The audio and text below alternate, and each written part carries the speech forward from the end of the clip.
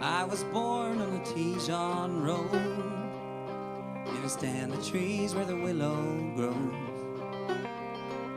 in a little house made of earth and wood, is a place that I call home for good.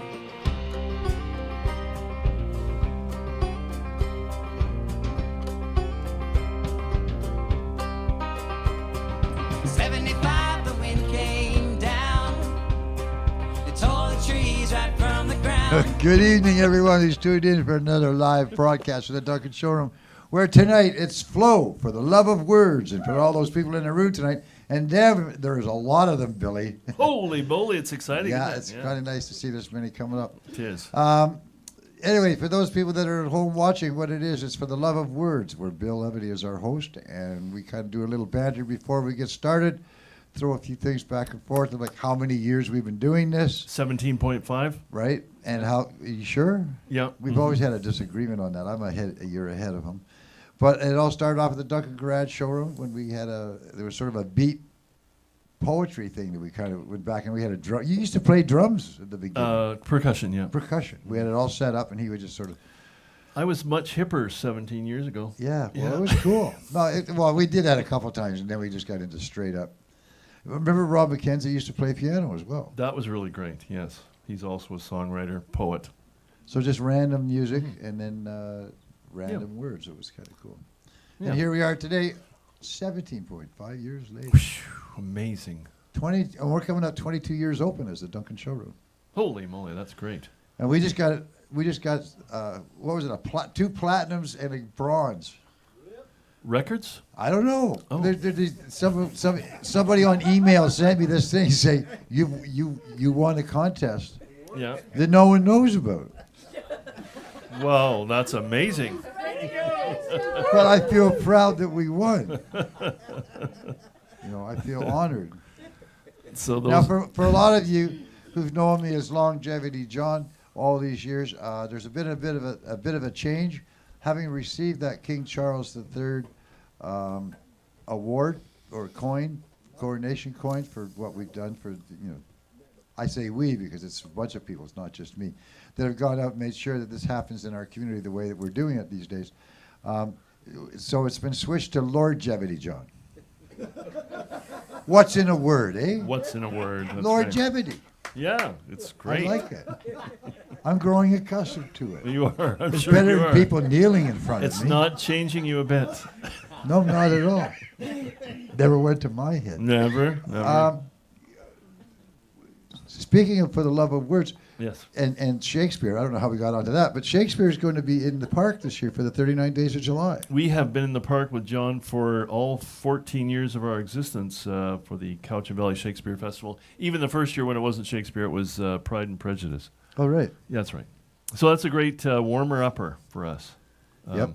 Sort of like a rehearsal. I thought it was sort of like a dress rehearsal. A dress rehearsal, yeah. Yeah, that's going to be on August 4th. Mm-hmm. You start at 11 o'clock and you put it on two plays. Which are they? Comedy of Errors. Which one goes on first, Rob? I can't remember. Comedy of Errors and Antony and Cleopatra. So some great historical love fireworks for you guys and a comedy.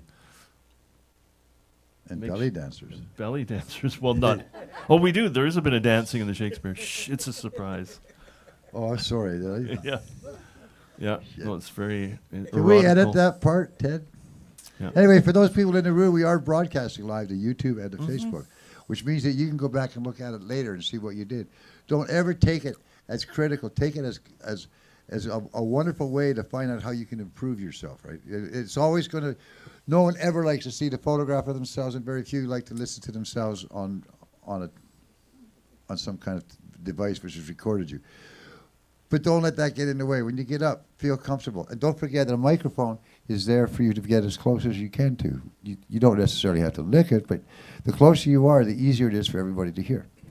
And what else? That's really good. I think you tell them. It's 5 minutes. Because we got new people today. We got to explain. We went over that. Yes, about 5 minutes, and not strictly poetry. You can bring a passage of something you love, a book you love, or some original works, an excerpt, meaning a short piece of your novella or a song, lyrics, whatever you want to read. How did I do? You did pretty good. Good. Have you got a list yet?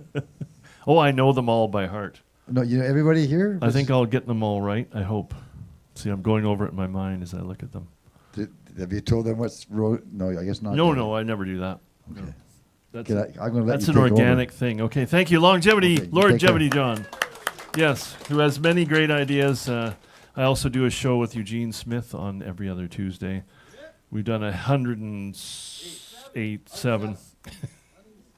So here you are for you future novel writers. I want you to tell me which is the greater opening. I'll tell you what the books are after I finish. Robert Kahn was once middleweight boxing champion of Princeton. Do not think that I am very much impressed by that as a boxing title, but it meant a lot to Kahn. He cared nothing for boxing. In fact, he disliked it. But he learned it painfully and thoroughly to counteract the feeling of inferiority and shyness he had felt on being treated as a Jew at Princeton. There was a certain inner comfort in knowing he could knock down anybody who was snooty to him. Although, being very shy and a thoroughly nice boy, he never fought except in the gym. He was Spider Kelly's star pupil. Spider Kelly taught all his young gentlemen to box like featherweights, no matter whether they weighed 105 or 205 pounds. But it seemed to fit Kahn. He was really very fast. He was so good that Spider promptly overmatched him and got his nose permanently flattened. This increased Kahn's distaste for boxing, but it gave him a certain satisfaction of some strange sort, and it certainly improved his nose. In his last year at Princeton, he read too much and took to wearing spectacles. I never met anyone of his class who remembered him. They did not even remember that he was middleweight boxing champion. Lord almighty. That's Ernest Hemingway, The Sun Also Rises, one of his best-known books. And here, some steamy literature. The two large fields lay on a hillside facing south. Being nearly cleared of hay, they were golden green, and they shone almost blindingly in the sunlight. Across the hill, halfway up, ran a high hedge that flung its black shadow finally across the molten glow of the sward. The stack was being built just above the hedge. It was of great size, massive, but so silvery and delicate, bright in tone, that it did not have weight.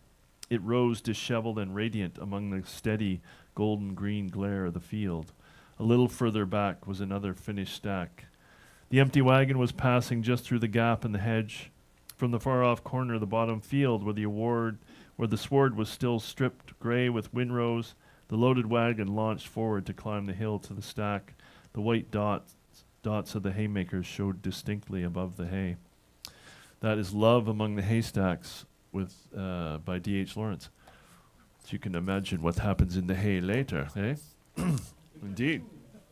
We have so many new people and different people, but how about somebody completely different? Brandon, my friend Brandon, who's never been here before. So we're going to put him on first because he's not afraid. He's a thespian. Brandon and I have done lots of theater together.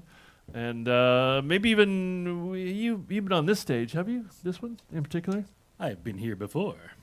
Right, that's what I thought. Hey, I'm Brandon. Welcome, Brandon. All right, hey. Thank you, Bill. Recently, it was my dog's birthday, but he is no longer with us on the mortal plane. But I will not be sad about it. I'll always remember him in the past. He'll always live in my past. He'll always be in my memories, so I can go forth with the power of a small, fluffy white dog. So it reminded me of this poem by Billy Collins. I am the dog you put to sleep. I am the dog you put to sleep, as you like to call the needle of oblivion. Come back to tell you this simple thing. I never liked you, not one bit. When I licked your face, I thought of biting off your nose. When I watched you toweling yourself dry, I wanted to leap and unman you with a snap. I resented the way you moved, your lack of animal grace, the way you would sit in a chair to eat, a napkin on your lap, knife in your hand.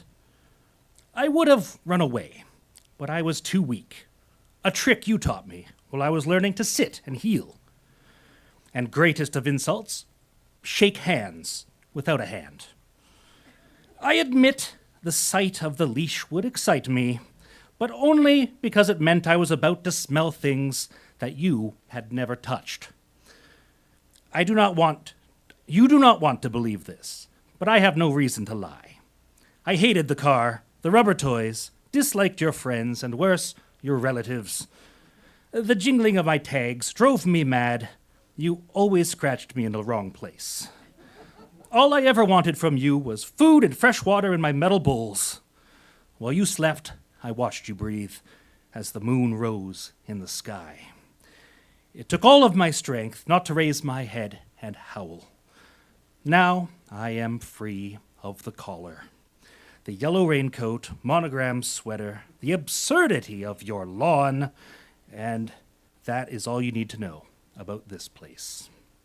Except what you already suppose and are glad it did not happen sooner, that everyone here can read and write. The dogs in poetry, the cats and everyone else in prose. That was The Revenant by Billy Collins. Thank you. Well done, Michelle. Michelle, come up, Michelle. Oh, what was your dog's name, Brandon? Godzilla. Godzilla, of course it was. only my friend Brendan. Oh, that's a pretty good lament from a dog. Welcome, Michelle. As John said, you've been toiling away at the other dress rehearsal, and we're glad you made it to this one. Thank you. Are these new chairs? I never Oh, don't remember they seeing do them seem before. a bit posh, don't they? They do. Well, good luck. Thank you. Come on. Try to get myself a little bit closer. Oops.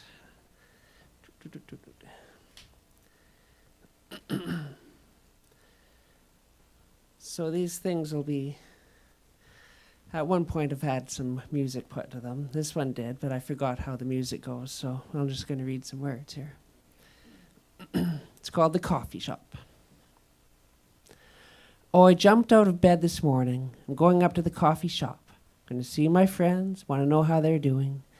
Maybe we'll solve poverty. Maybe we'll solve global warming. Maybe we'll solve the parking problem. We'll solve it all this morning. But one thing for certain, I'm going to the coffee shop. Going to see my friends, want to know how they're doing. We'll talk about the storm last night or the boat that sank. We might talk about the weather or share our plans together. But one thing for certain, I'm going up to the coffee shop, going to see my friends, want to know how they're doing. And that's that little thing.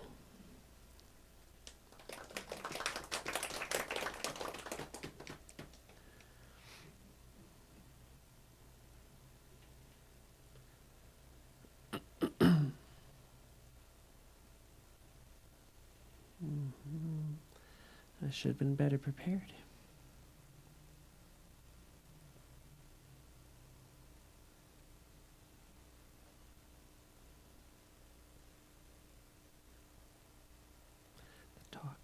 There we go.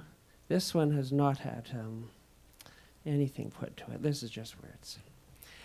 In another time and space, we saw eye to eye on the place that we called home for you and I.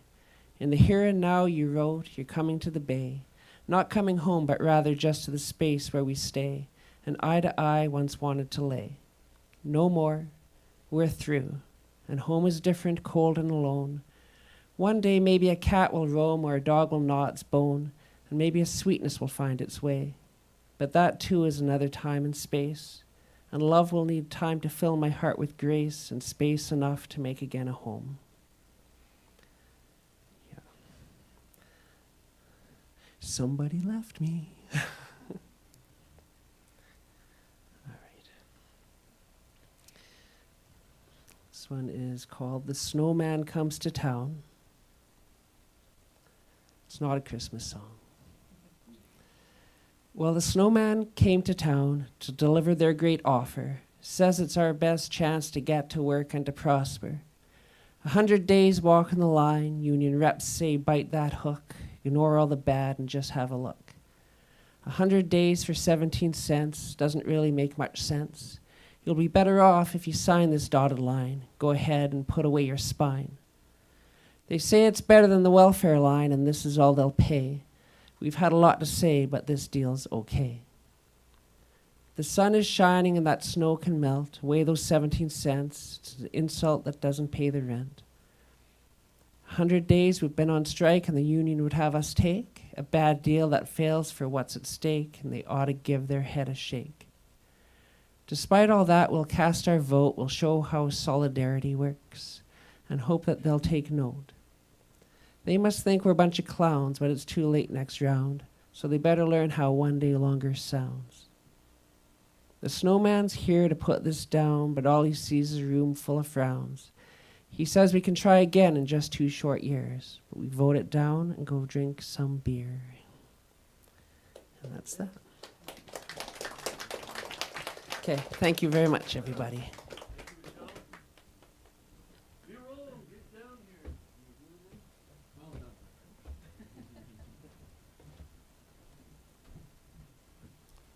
We're doing it Bob Barker style because it's so many people. Come on down.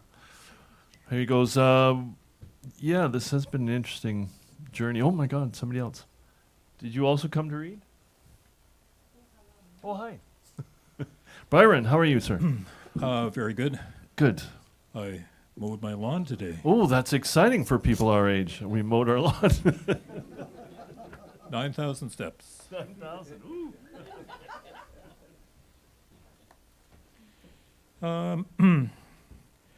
I went away on the weekend, left on Friday, drove to Kelowna, we stayed with my sister overnight in Kelowna. Then Saturday, we went to a family reunion, a 60th birthday for my wife's sister. There were about 28 relatives there from her side. So on the way in the car, when I wasn't driving, I was writing a few limericks. So I play chess with a man named Andrew Surrey, or Surrey. I'm not quite sure how you pronounce it. But he said, pronounce it, accent the syllable you want, whenever you want. He doesn't care. So here's an existing...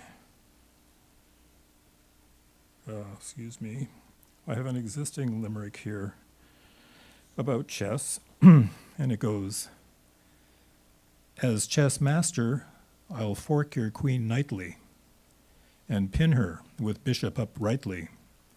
2-pronged on her flank, I'll attack her back rank, with touch moves which she will not take lightly.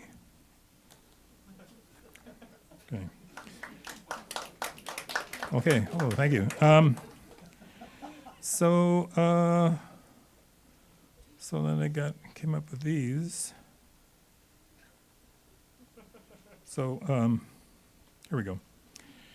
So as we were driving, you're in check, thought Grandmaster Surrey, and you must put your queen in the way.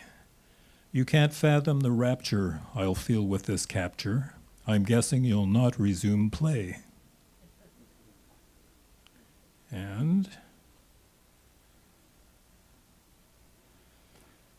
the damn chess game was making him blue. He'd made moves that he wished to undo.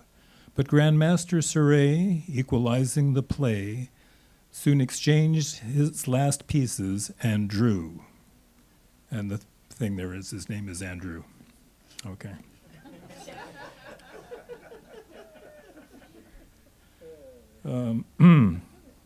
Okay, here's one here. Said Grandmaster Surrey, it's a wrestle, deciding on which side to castle. Opponents won't diddle my king in the middle without a gargantuan hassle.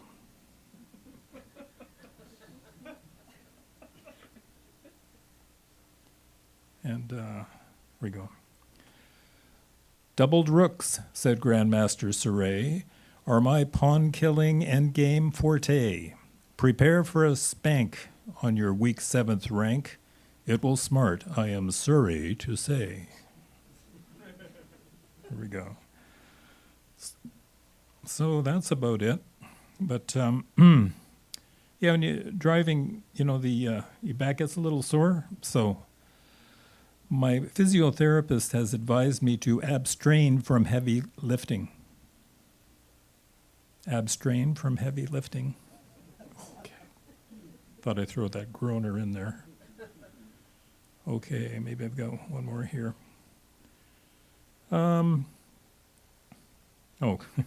Okay.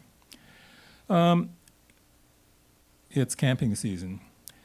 To the backpacking guide whom she'd hired,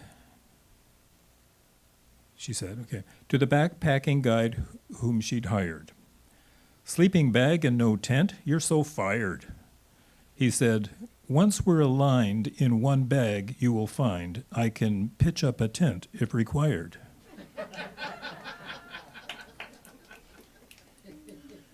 I think I'll stop there. Thank you.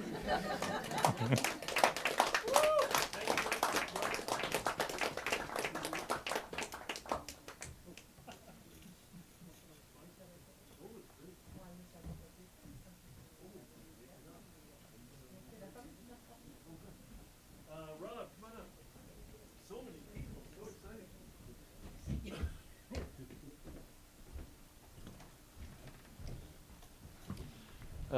Rob, also a fellow thespian, and last month we did the opening story from Comedy of Errors.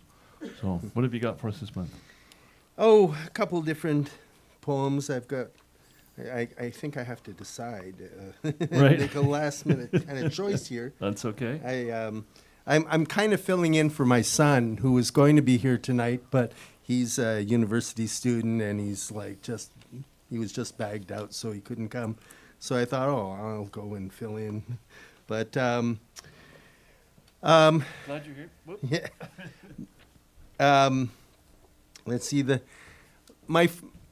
as Bill said, I've been an actor for some time, and when I was in Toronto and I'd finished my acting training, the first play I got involved with was a play called Jenny's Story, in which I was cast as a bad priest. And it took place in Alberta in the 1930s, something like that. And they had a law in the books that said that if a person was deemed to be sort of low cognitive ability, that the mother and the local priest could have that person sterilized to prevent transmission of the the mental incapacity or whatever. So and this law wasn't erased from Alberta's books until the 1970s, and that's when this play was written. In this case, there's a woman at the beginning of the play who has been trying to have a child for some time, and with her husband, her partner, and they love each other very much, and they don't know what's gone wrong. So she goes to see a doctor and finds out that she's been sterilized when she was told that she was getting an appendectomy, because the priest and the the priest and the mother had her sterilized because of the priest's proclivities to chase after her and abuse her, and it's quite a rough go, this play. But it does. The farmer in the play, who is the guy who invited me to come into this cast, said a lovely poem, and I'm not very. I don't know much about poetry. I'm not very well versed, so I was really impressed that the playwright had chosen this poem to begin with, and it just it provided such a contrast to the sad things that happened later on in the play. So this is by Gerard, Manley, Hopkins. It's called God's Grandeur. The world is charged with the grandeur of God.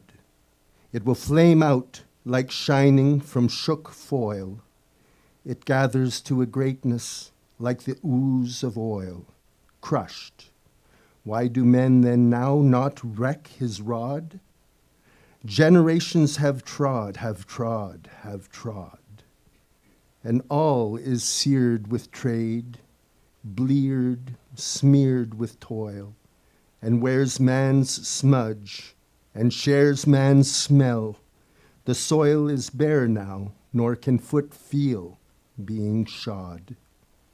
And for all this, nature is never spent. There lives the dearest freshness deep down things. And though the last lights off the black west went, oh, morning, at the brown brink eastward springs, because the Holy Ghost over the bent world broods with warm breast and with, bright wings.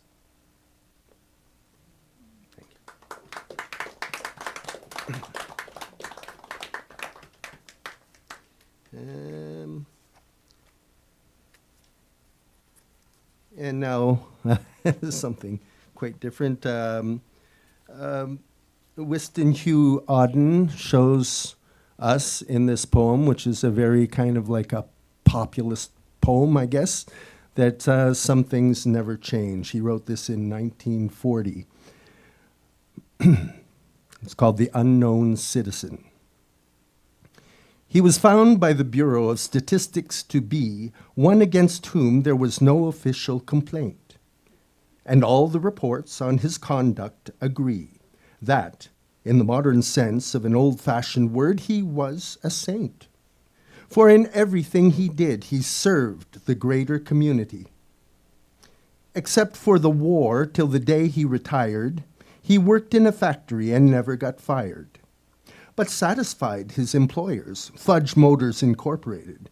Yet he wasn't a scab or odd in his views, for his union reports that he paid his dues. Our report on his union shows it was sound. And our social psychology workers found that he was popular with his mates and liked to drink. The press are convinced that he bought a paper every day and that his reactions to advertisements were normal in every way. Policies taken out in his name prove that he was fully insured, and his health card shows he was once in hospital but left it cured. Both producers' research and high-grade living declare he was fully sensible in the advantages of the installment plan and had everything necessary to the modern man: a phonograph, a radio, a car, and a Frigidaire. Our researchers into public opinion are content that he held the proper opinions for the time of year. When there was peace, he was for peace. When there was war, he went. He was married and added 5 children to the population, which our eugenist says was the right number for a parent of his generation. And our teachers report that he never interfered with their education. Was he free? Was he happy? Well, the question is absurd.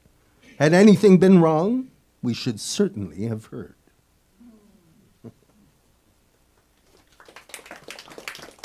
And then finally, there was there was a stage in my life back in Toronto, which is like 30 years ago now, where I got involved with Sufism because of a play that was being performed using the poetry of Roomie, translated by Coleman Barks. And I was very skeptical about being in this play because it was to be all improvised. And I'm a person who likes to work from a script and have clear directions from a director what to do. So, I was not really excited about this, but I found working with Roomie's poetry that I'd finish every rehearsal in like this high state. I was just so happy to be working on this thing. And so afterwards, I got involved with a Sufi guy, a leader in Toronto, and there I met a woman from Iran and discovered that Rumi is like Shakespeare to Britain. It's like Rumi is to Iran, one of the greatest poems, along with Hafez, and basis for much Iranian culture. And a popular thing to do there is like these sort of games where you try to, you pick a letter, and then the person that you pick the letter for has to come up with a poem by Rumi that starts with that letter. and then they go on back and forth, and it's amazing how many poems just average people have memorized of poets in Iran are like rock stars here. Like even modern poets today attract huge crowds of people and get a lot of. So anyway, that was kind of interesting, and our little production, the Roomie Fest, which was just one night only, but Coleman Barks came and read at it, and we had a sitarist and so on, and it was really quite a wonderful event. Anyway, another thing they do in Iran is they use it for like fortune telling. So they just sort of flick through the book, and wherever their finger lands, they read that. So that's what I'm going to do, see what I've got here.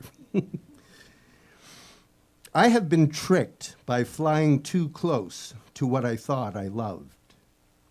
Now the candle flame is out, the wine's spilled, and the lovers have withdrawn somewhere beyond my squinting. The amount I thought I'd won, I've lost. My prayer becomes bitter and all about blindness. How wonderful it was to be for a while with those who surrender. Others only turn their faces one way, then another, like pigeons in flight. I have known pigeons who fly in a nowhere, and birds that eat grainlessness, and tailors who sew beautiful clothes by tearing them to pieces. Oh, that was neat. Thanks very much. That's Coleman Barks from his collection, We Are Three. Well done. Oh, Keely, are you relaxed? Okay, come on up. Woo!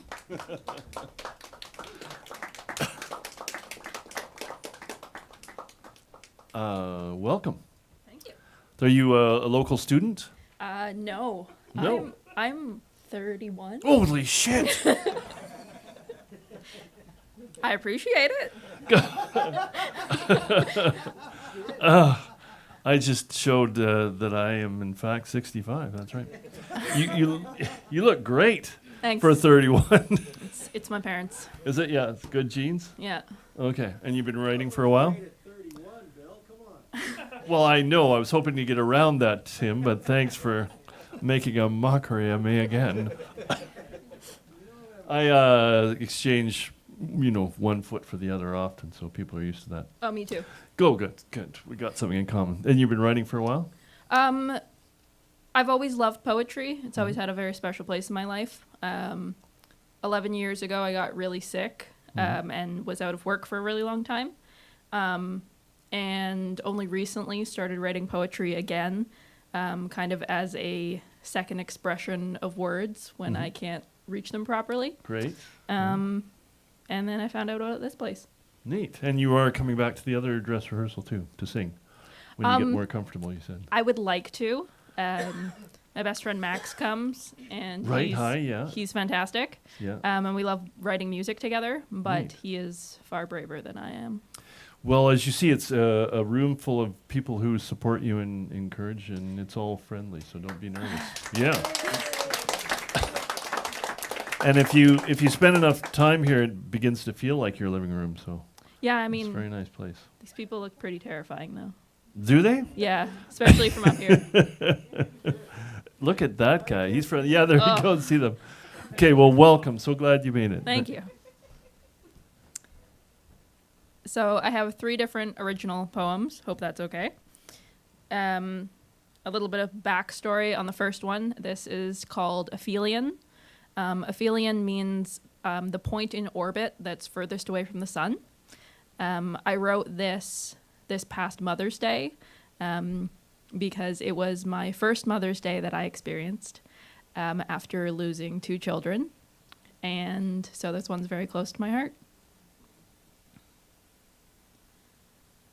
There are nights I press my spine to the earth, as if to remember what it means to belong to a body above me. A vault of salt and velvet, the sky's low hemorrhage of stars, too far gone to touch, too faithful to leave. They do not speak, but I read their silence, the way one learns to live with phantom limbs. I carry within me a cartography of absence, dark matter folded into the crevices of breath.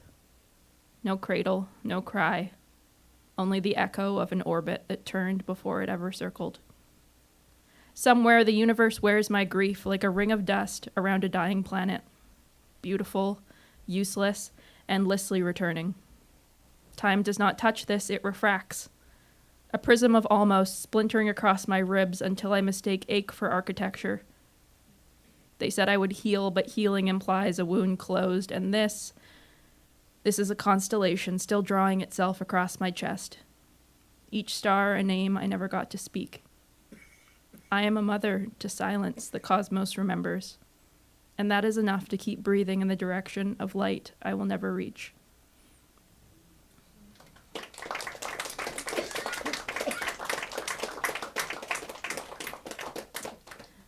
This next one is for my 6 best friends. A little bit of backstory. We have what we call our heart color. And so we all have a color that's dedicated to us that speaks to our personality. And when we're in texting together or whatever, if we like something, we'll always use our color to kind of speak for ourselves. So this song is for you guys. Thanks for coming and supporting me. And it's called The Shades They Don't See. Some hues don't announce themselves. They live in the folds between breath and memory. I carry them all, not on a canvas, but in marrow. There is one who moves like twilight silk, a purple hush. Barefoot in empathy, she doesn't bloom for the world, but in her stillness, things grow. Then a flicker, orange, untamed, all wildfire and lipstick storms. She crashes through the world, unaware she leaves gold in her wake. She is the sun and sarcasm wrapped into something holy. Ash gray enters like smoke, not to disappear, but to remind you how light dances when it's nearly gone. She's known fracture, but laughs like it's never caught her. Stillness isn't silence in her, it's resilience. Brown speaks through gravity, not in the weight of burden, but in the pull of a rooted tree. There's history in his hands and something ancient in how he stands for everyone except himself. Red is the flicker at the edge of a flame, half glow, half promise. The world hasn't heard his quiet songs, but they're there. Pressed between kindness and doubt, he is a mirror most don't stop to see. And then, the last hue, verdant, unrelenting, a green that's not a leaf, but the pulse beneath bark. He's younger than time, but older than comfort, the one to search for when everything else forgets our names. Not the loudest, but the echo I trust. He holds the whole forest without even trying. Together, they color the silence between my heartbeats.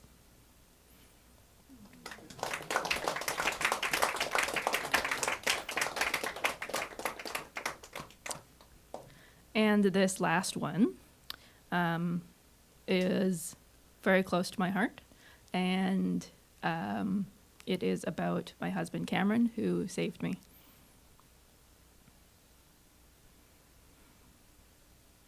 I was a child when my body became a battlefield, when silence first became survival. First, a girl older than me, pretty like the world said I should want to be when I grow up. She braided my hair with poison fingertips and called it love, said, "This is what playing is." And I, too young to know better, believed her. She wore a mask of sisterhood and undressed me under it, stole the innocence I hadn't even unwrapped yet. Second, a man in a white coat trusted by the world, by my parents. He would say, just a routine check, but his fingers wandered like they had permission to trespass. He smiled while I dislocated, called it side effects from the medication, and as my soul left the room and didn't come back for days. Third, a man paid to guide me through the wreckage, but he lit more fires instead, took my shattered truth and twisted it until I questioned my own reflection. Told me, you're mature for your age, prettier than my wife. He wore empathy like a costume, and underneath, another predator with a clipboard. After that, I built a fortress of, I'm fine.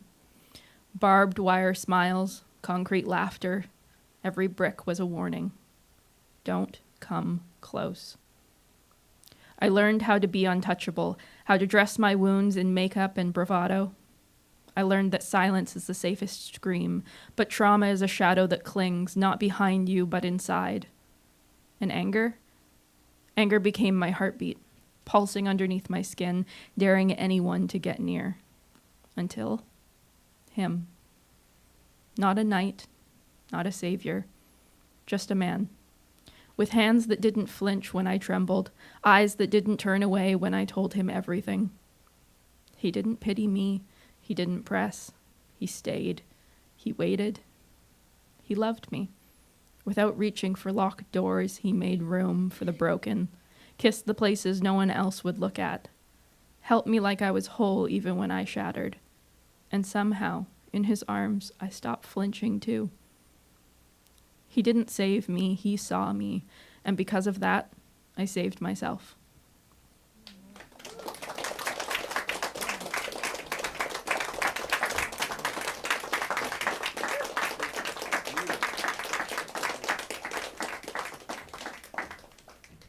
Whoa, wonderful. Yes, I said you are brave, Keely. An important subject matter. My God, not easy to write, but well done. Great writing. Keep up the good work. Yeah, I look at my 12-year-old granddaughter and I go, holy shit. Like how the world, a wonderful world ahead, but also a world of peril. So you try not to worry. Marcus, where did Marcus go? Hello? Yes, I know it's you. Are you coming up? You. Oh, yeah, I don't normally call you Marcus. That's right. I'm feeling just so vibrant tonight. Welcome, sir. How are you? Very good. Good. I'm leaving. There's too many people we can't talk, but go ahead. No, you can stick around. It's good to see you. And your nice spring shirt. Thank you very much. Thank you. I've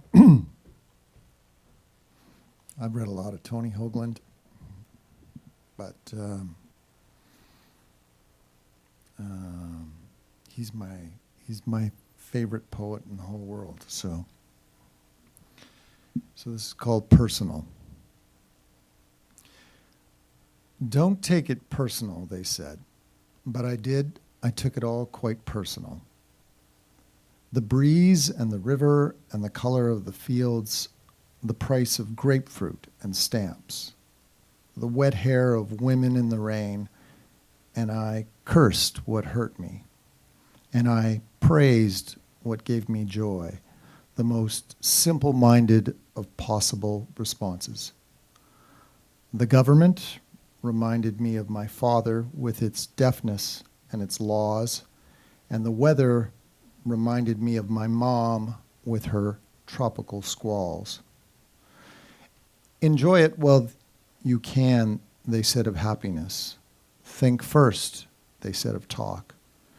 Get over it, they said at the School of Broken Hearts. But I couldn't, and I didn't, and I don't believe in the clean break. I believe in the compound fracture served with a sauce of dirty regret. I believe in saying it all and taking it all back, and saying it again for good measure, while the air fills up with I'm sorries. Like wheeling birds, and the trees look seasick in the wind. Oh, life, can you blame me for making a scene? You were that limousine, the moon climbing an on-ramp of pearl gray cloud. I was the dog, chained in some fool's backyard, barking and barking, trying to convince everyone else to wake up and take it personal too.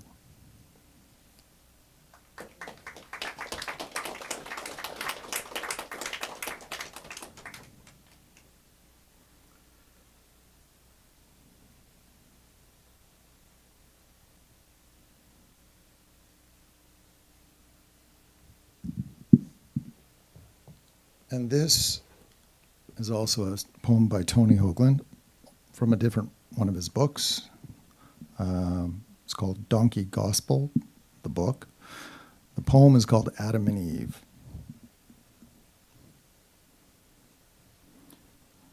I wanted to punch her right in the mouth, and that's the truth. After all, we had gotten from the station of the flickering glances to the station of the hungry mouths, from the shoreline of skirts and faded jeans to the ocean of unencumbered skin, from the perilous mountain top of the apartment steps to the sanctified valley of the bed. The candle fluttering upon the dresser top, its little yellow blade sending up a whiff of waxy smoke. And I could smell her readiness, like a dank cloud above a field. When, at the crucial moment, the all-important moment, the moment standing at attention, she held her milk-white hand agitatedly over the entrance to her body and said, "No," and my brain burst into flame. If I couldn't sink myself into her like a dark spur, or dissolve into her like a clod thrown into the river, can I go all the way in the saying and say, I wanted to punch her right in the face? Am I allowed to say that? That I wanted to punch her right in the face? Soft face. Or is the saying just another instance of rapaciousness, just another way of doing what I wanted by saying it? Is a man just an animal, and is a woman not an animal? Is the name of the animal power?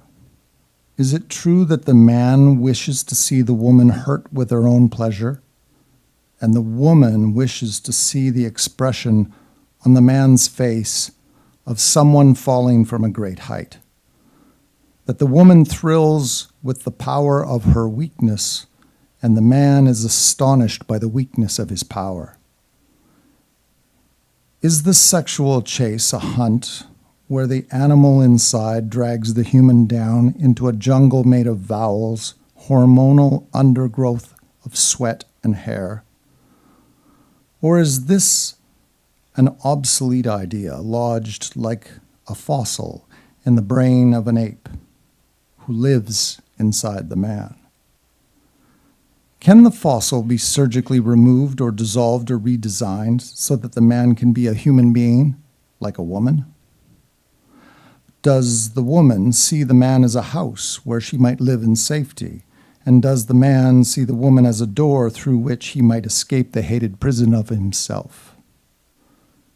And when the door is locked, does he hate the door instead? Does he learn to hate all doors? I've seen rain turn into snow and then back to rain. And I've seen making love turn into fucking, then back to making love. And no one covered up their faces out of shame. No one rose and walked into the lonely maw of night. But where was there, in fact, to go? Are some things better left unsaid? Shall I tell you her name? Can I say it again, that I wanted to punch her right in the face? Until we say the truth, there can be no tenderness. As long as there is desire, we will not be safe. There we go.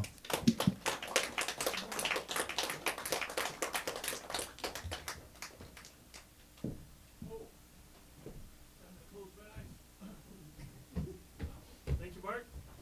Brienne, you want to come up? We're not used to having so many bodies, so I think maybe we'll. Oh my God! Well, we're gonna have 5. We're gonna Brienne's gonna read, and then we'll take a short break. So I hope you all stay because there's many more great readers coming, and John's gonna come down. We'll do a brief concession, and then I can get the rest of the names. So yeah, I hope you'll all stay around. Hello, my friend. How are you? Good. Brienne, also a fellow thespian, a great thespian, and a wonderful costume maker, and a mom. I didn't make that. You didn't make this. Welcome, my friend. She just called that costume. Hey.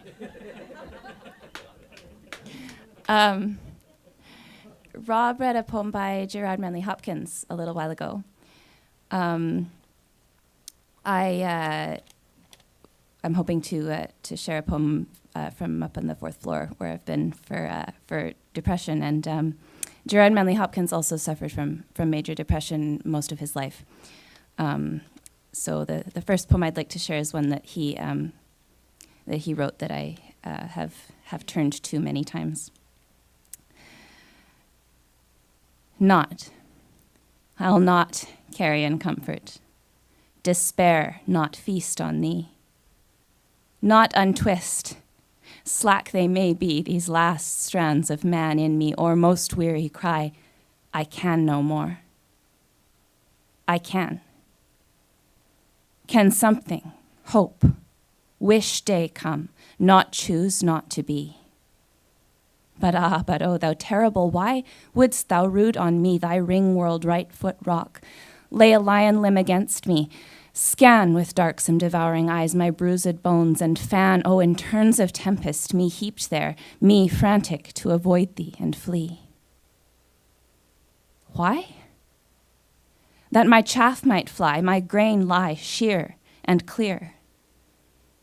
Nay, in all that toil, that coil, since seems I kissed the rod hand rather, my heart low lapped strength, stole joy, would laugh, cheer.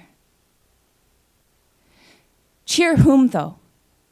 The hero whose heaven handling flung me, foot trod me, or me that fought him? Oh, which one? Is it each one? That night, that year of now done darkness, I wretch lay wrestling with my God. My God.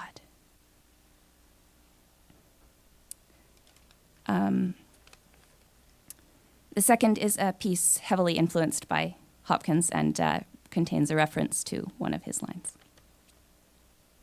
It's called Ward. These windows look out on a dread wide world and myriad, strange to me. Your eyes meet mine and dart aside. Stranger and kin, what do you see under my skin? The clouds have parted for one instant, daring show the monsters we keep chained and guarded. Do you know how stern a wall shook at your gaze? How crumbled bare I too can see how precious is the stuff of these last fraying strands of man in me. Thank you.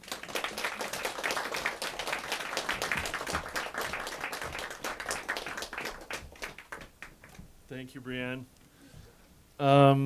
Yes, so we will take a short break. And for those of you who've not been here, please do remember to support the showroom. The basket at the front, it's $5 for readers and $7 for listeners. So a pretty reasonable rate for such a fine diversion from television and microwaves and cell phones.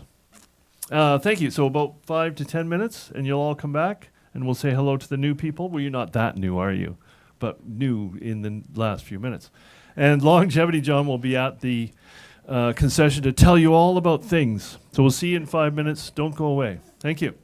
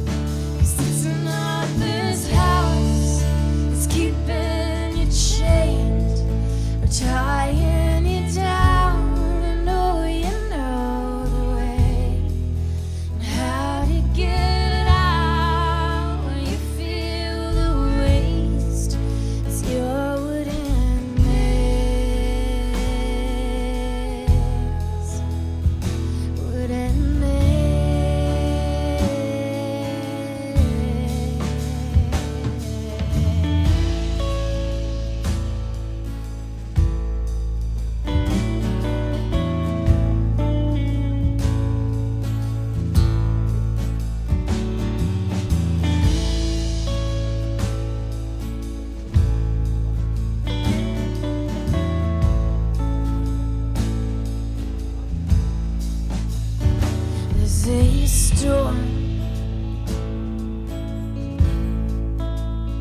overhead, and the rain's been creeping in through the cracks in the glass.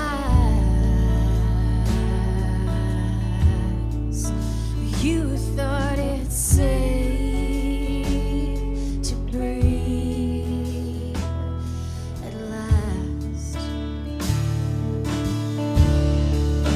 It's not this house that's keeping you chained or tying you down. I know you know the way how to get out when you feel the waste.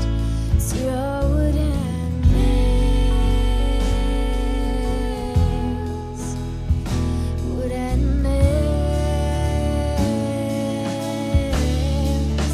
It's not this house that's keeping you chained. I'm not tying you down. I know you know the way and how to get out when you feel the waste.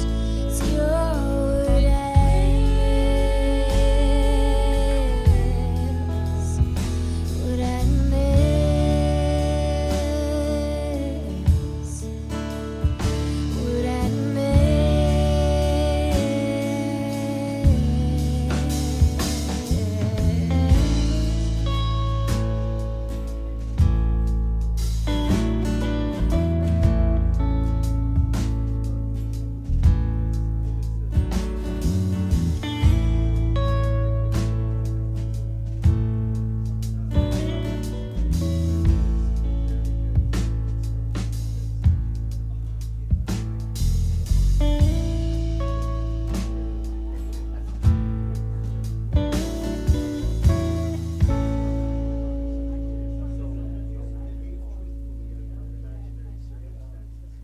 So this was a great challenge for me, and I didn't want to do it in a kind of like an outside way. I wanted to have this person.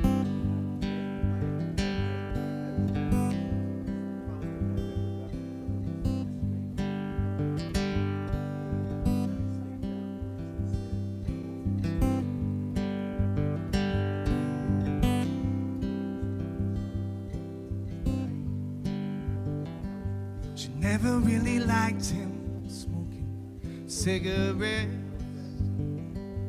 wore the smell of whiskey on his breath.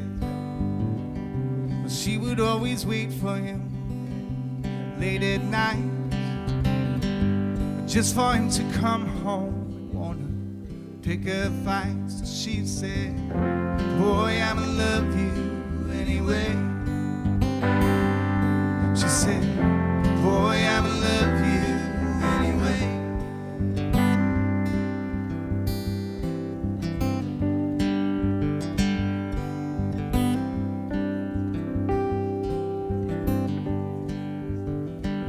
He never really liked her hanging out with Kathleen. Never really knew where those girls had been. But she would always ask him to leave on the lights, but she belonged next to him in bed at nights. He said, girl, I'ma love you anyway. He said, girl, I'ma love you anyway. He said, girl, I'ma love you anyway. He said, girl, I'ma love you anyway.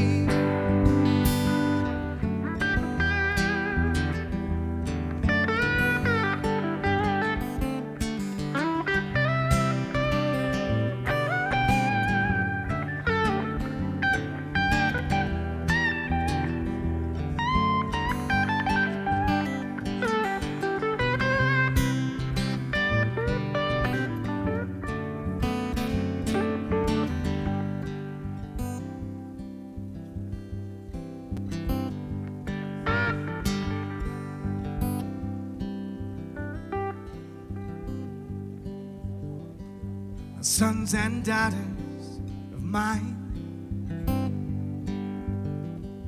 Now why you always stealing, cheating, and lying? Now why can't we just learn to love one another? Or treat each other like sisters and brothers too. He said, child, I'ma love you anyway. He said, child, I'ma love you anyway. He said, child, I'ma love you anyway. He said, child, I'ma love you anyway. He said, children, I'ma love you anyway. Alright, he said, children, I'ma love you anyway. Ooh, and he said, children, I'ma love you anyway. He said, children, I'ma love you anyway. He said, children, I'ma love you anyway.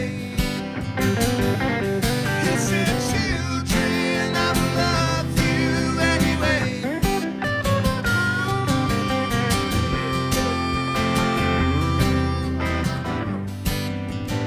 All right. That maybe I don't think we're rolling yet, but it's on. You could practice. Hello? Hello. Tell us when we're rolling. Is there anybody out there? Oh, we're rolling. We're just live. Thank you for making that efficient break. And as I say on this exciting, I had a feeling that Keely and her crew might want to move along. So that was great. She had 8 supporters. This is Heather, whose name I nailed when I was outside. It's great. So welcome. Tell them why you forget it. Oh, I had a Scorpio girlfriend named Heather, and I'm slightly traumatized still. So when she said that name, I turned it into something else. But now I'm okay. We're okay, right? We're okay. And yeah, I'm not a okay. Scorpio. You're okay. No Scorpios. No. Sorry, I didn't mean that. Yeah, that's okay. I love Scorpios. Hi, everybody. I hope you enjoy this. I just want you to know that this is actually based on a true story that has just happened in this last 3 or 4 weeks. I want to honor my brother that crossed over about 4 years ago that appears in my life very strongly at certain points.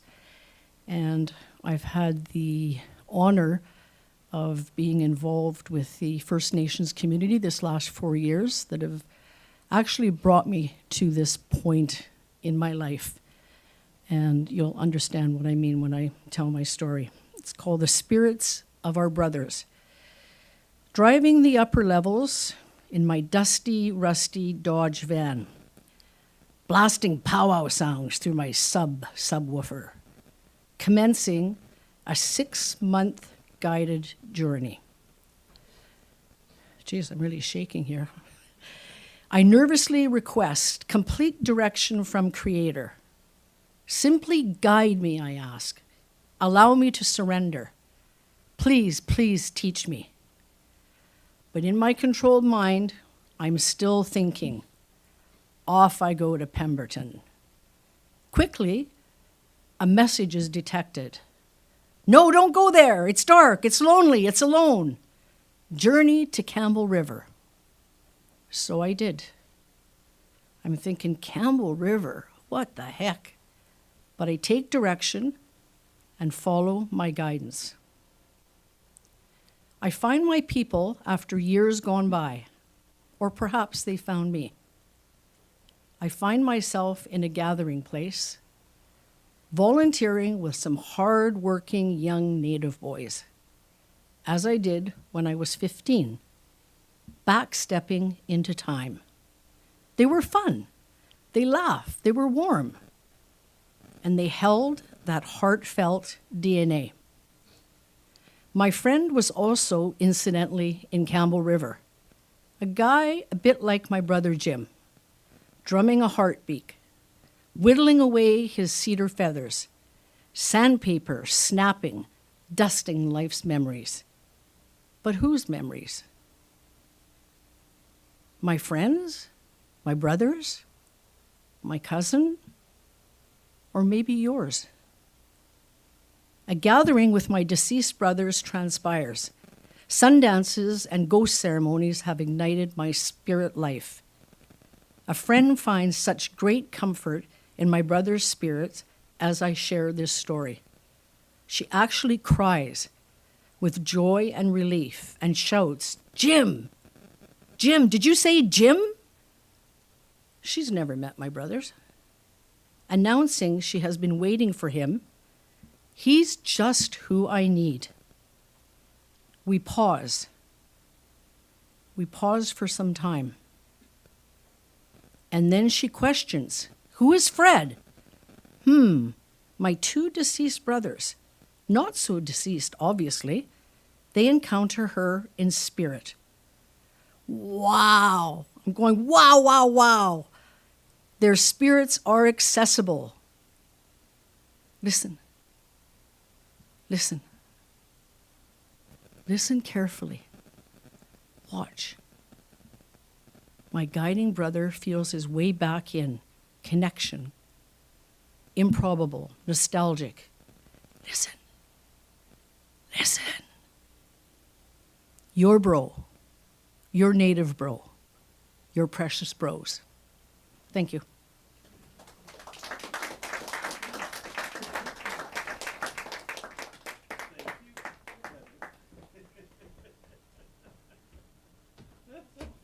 I'm over it now. It just took 10 years, that's all. Oh, Lord. I'm okay. You're okay. That's how that goes. I loved going man, woman, they, them, she, he. Where was it? Hamish. Where did Hamish go? Right here. Oh, there you are. Come up, sir. Also a new reader, and you are very welcome. Thank you. Are you a resident of the Valley?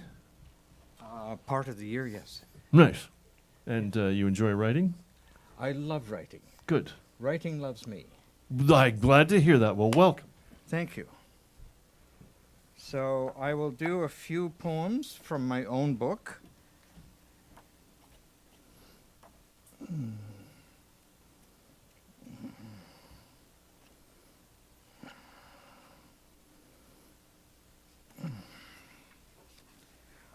I'll do the first one first, and perhaps you can see it from the audience, but it's a photo that I took in Uganda.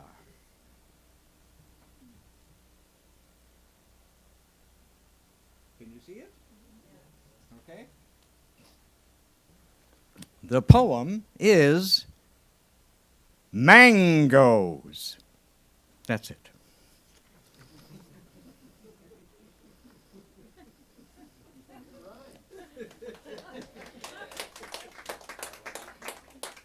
If I wait long enough, I get a good applause. Thank you. All right. This poem comes from a nightmare. The dead are here. So alive, so insistent, knocking at my door. I'm terrified, then fascinated. Are they all me, time to come, and long before? Black, opaque, they stand their ground, rooted to the floor, whereas I feel translucent, and in liquid transit, I slip right on through that door. Now, in night's savage garden, inside wind-whispering bushes, creep hungry night hunters galore. The dead still here, too. Their cold menace, knowing no reprieve, no restore. Frozen in their eyeless gaze, at last I dare to look in my hand, where I have light. Light enough to disperse the dead, light enough for throwing to the stars, light enough to bring in the dawn.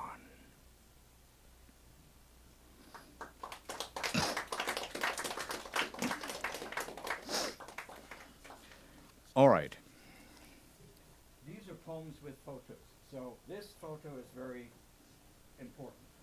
It's cows in the back of a truck where I'm in the back of a taxi and I take a photo of these cows as they're off to market. Okay?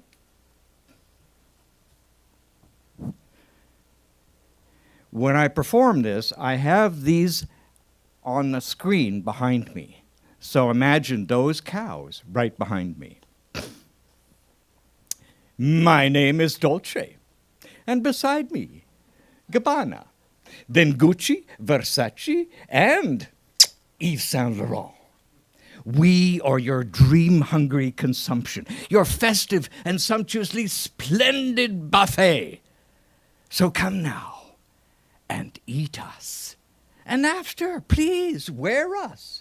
For we are Givenchy and Dior's glittering charade. High-fashioned high heels, boots matching brows, trousers, leggings, those long matrix coats, jackets, jerkins, wristbands, necklaces, tees, tops, and waistcoats. And, oh yes, that little black dress. And all of the absolute must-have accessories, belts, shoes, gloves, hats or caps, purses, satchels, valises, and backpacks. Even your sandals, olive-lean, indelibly stamped with our names. We have been boiled, cleaned, scraped, and sweetened. But we do not smell like Coco Chanel. No, no, no, no, no. More like the sweat stench of fear, the death-reeking blood of the abattoir. Thank you.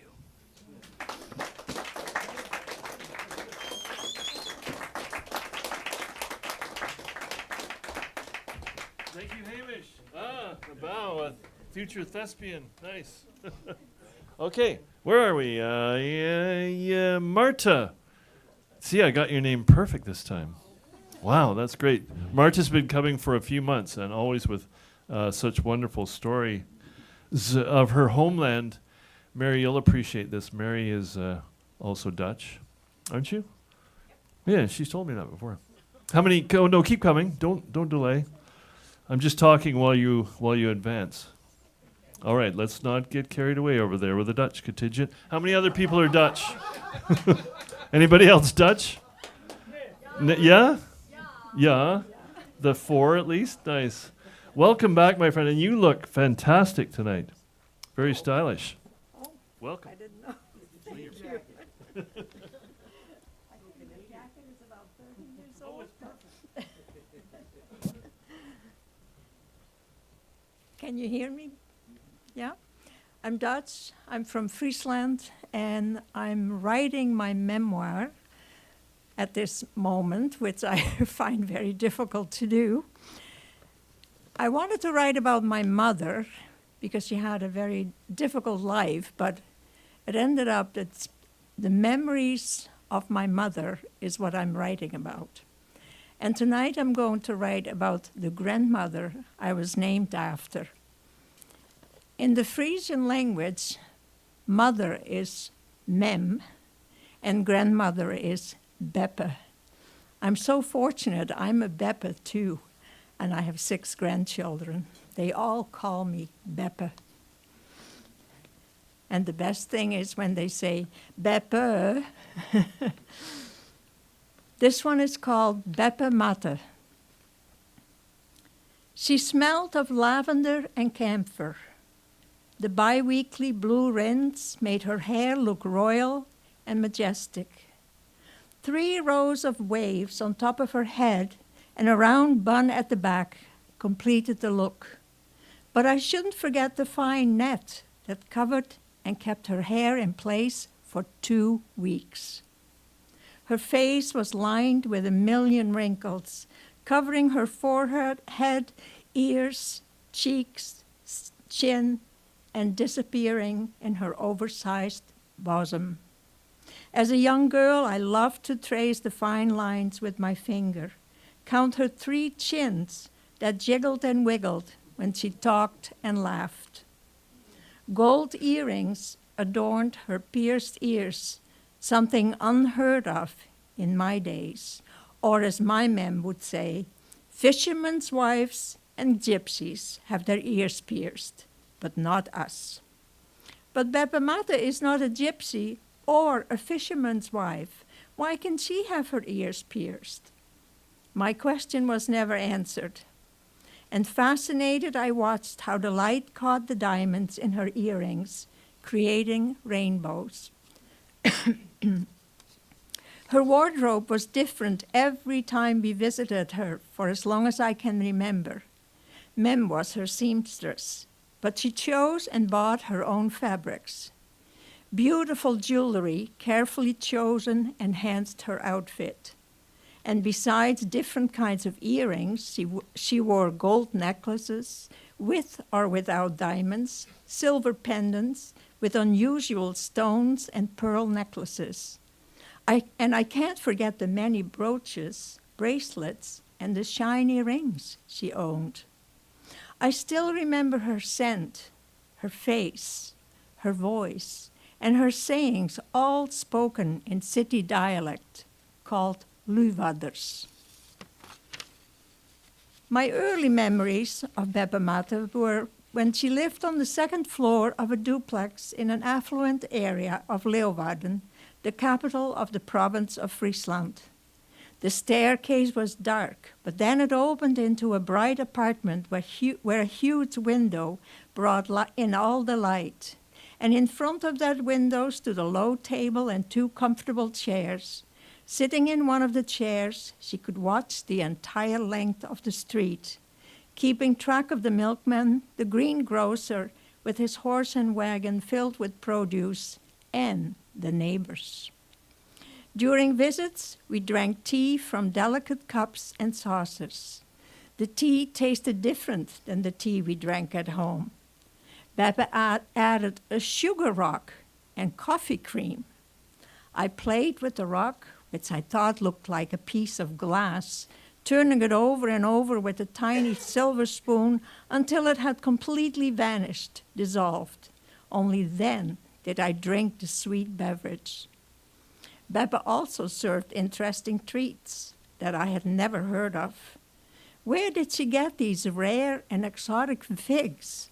I didn't find them appealing, but once I tasted these brown, sticky delicacies, I found them surprisingly sweet. Beppa's visits to our farm were memorable occasions. She didn't miss any of our birthdays.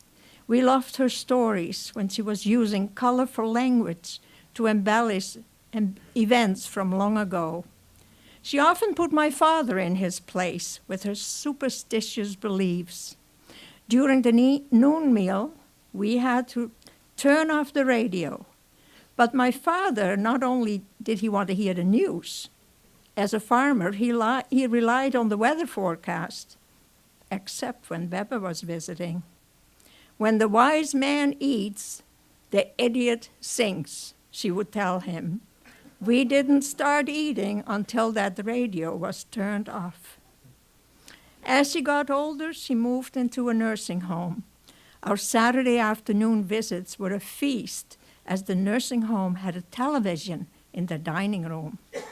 Every Saturday afternoon from 5 to 5:30, there was a children's program, which my brother Dirk and I got to watch.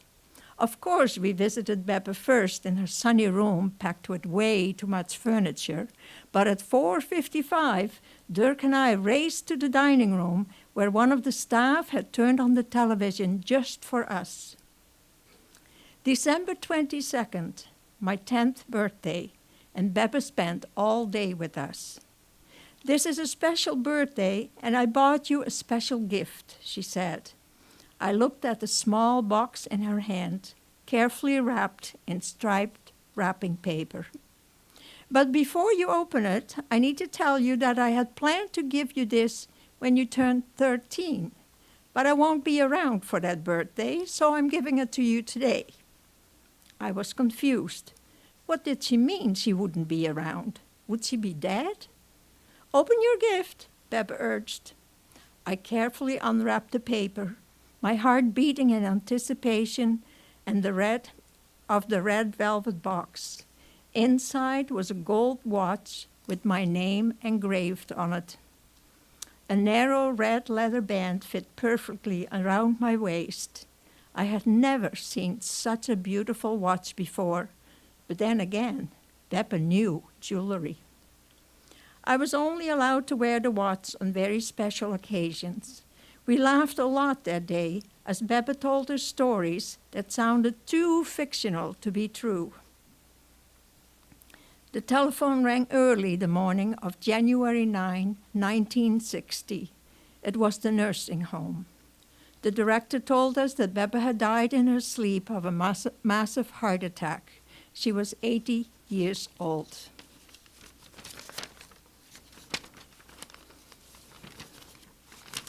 Now I've got my pages all mixed up. Sorry. We were in shock, and I couldn't help thinking that she must have known. She must have known because on my birthday she told me she wouldn't be around when I turned 13. I couldn't comprehend it, that this warm, fun-loving Beba was gone, the Beba I was named after, even though I wasn't related by blood. Martje Adema was born on April 29, 1879, in the northern town of Dokkum. I wasn't able to find out about her childhood, her schooling, and early life. Her parents, Jurjen Adema and Willemke Adema Sietsma, lived in a small house, and we have to assume that her father was either a farmhand or a fisherman, hence the pierced ears. In the archives, I did find Martje's marriage registration. On May 23, 1903, Martje married Lodewijk Schelwald. She was 24 years old, and Lodewijk was 23. Lodewijk worked in his father's carpentry shop. Their daughter Doetje was born January 1904, but sadly, the baby's life was cut short when she died 8 months later, presumably tuberculosis or influenza, two common causes of death in those days. My heart breaks when I think of Beba Mata dealing with the loss of her little baby girl. In January of the following year, baby Jurjen was born, but sadness struck again when he passed away after only 16 weeks. How devastating to lose both babies. I can't imagine the grief she and her husband must have felt. And if that wasn't enough, Martje lost Lodewijk 2 years later to tuberculosis. She was widowed at 28 with no income. Luckily, in the archives, I found that by the time it was 1910, she started working as a housekeeper at a farm in Manaldemedale. It was the farm where I was born and grew up. The farmer, Jan Daam van der Leij, had been a bachelor all his life, and Martje worked for him until they married in July 1918. Martje was 39, her husband 44 years old. The following year,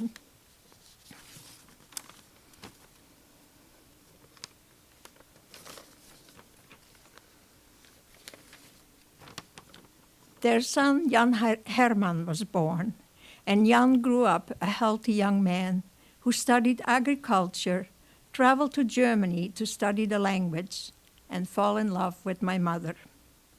Romke Noordenbos and Jan Herman van der Leij married during the war on September 23, 1942. Mem had saved a piece of satin fabric from before the war, and she designed and sewed her own wedding dress. After the ceremony, they held a small reception for family and friends in a hotel. Not everyone joined in the festivities, as Jan had become a member of the National Socialist Party, the NSB, which at that time was popular with farmers. A neighbor brought canned fruits for the punch, and family members chipped in ration coupons to buy flour and eggs so the chef of the hotel could bake the wedding cake. Romke and Jan moved to the farm. Martje and Damian moved to Leeuwarden to an apartment on the second floor in an affluent neighborhood in Leeuwarden. The following year, in July, Martje's grandson, Damian, was born. Despite the war, she must have been thrilled. But once again, the happy years came to an end when Jan Herman was shot by the resistance in April of 1945, and he passed away on the 21st of May. Martje lost her third child. My mother was widowed at 26, and Dam lost his father before his third birthday. Shame and humiliation added to their loss and distress. My memory married in 1948. As a single mom, she was unable to run a farm. In 1948, Martje lost her second husband, and by the time she was 68, she had lost 2 families. When I was born in 1949, my mother insisted that I would be named after her. Well, as long as you don't name her Martje, Peppa said. You give her a proper name, like Marta. I often think of my favorite Beppe. How did she cope? How did she deal with so many losses? How could she have been so positive and full of life when so many lives had been taken from her? Thank you.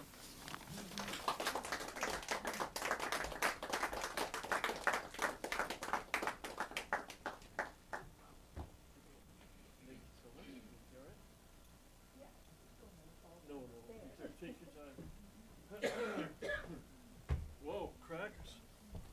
Nothing like reality, is there?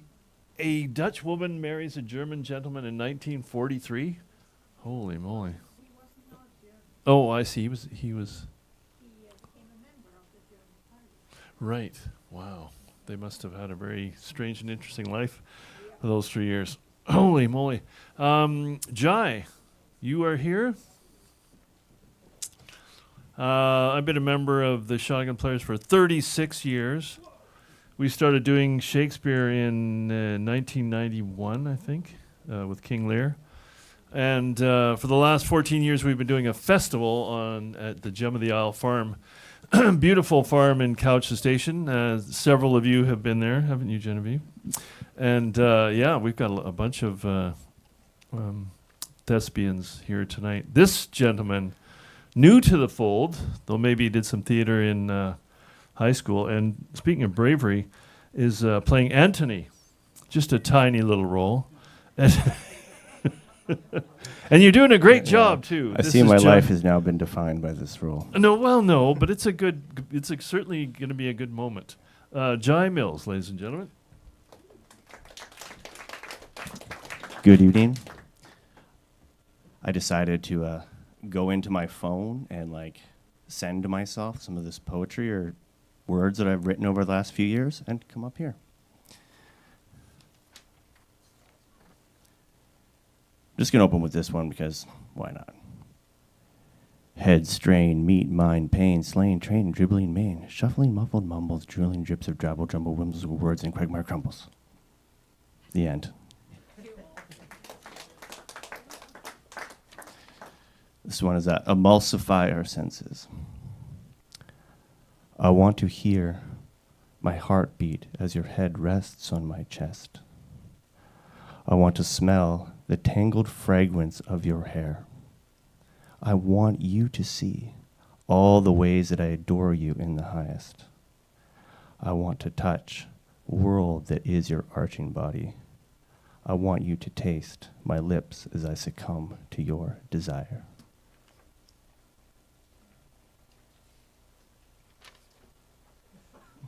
Midsummer's Love. You are my sun, what have I done? You are my moon, warm nights in June. I touch your hair, you catch my stare. We tumble on the ground, sweet, soft sound. We are caught up in a midsummer's dream. The world is our stage. I want to love you like you're going away. Catch the spirit in play. I know you're here to stay. I hold your hand, you understand, tangled up in the grass as the time drifts past. On the floor's floor, I want to hold you more. Shakespeare's lost prose that no one knows.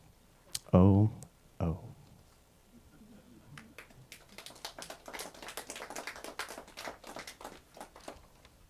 You'll switch it up a little bit now. Words that hurt sink beneath my skin. My perilous position has my heart on edge. Retaliatory responses bubble up in my thoughts. I am tested.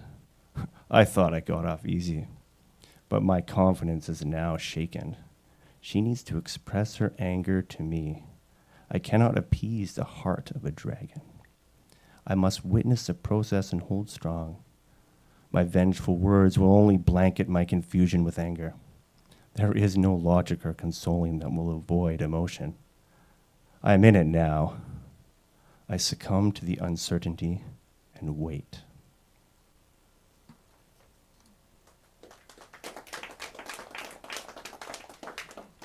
Gets you a little darker.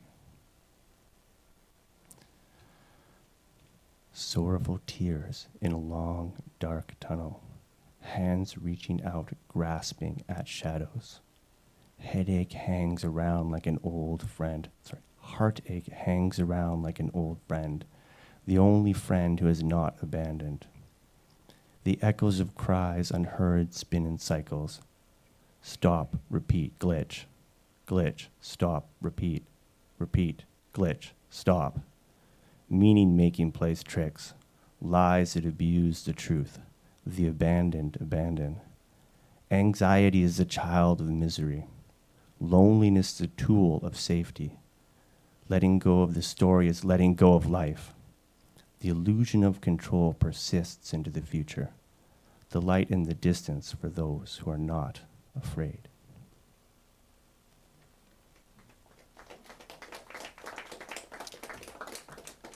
This one's called Life Ring.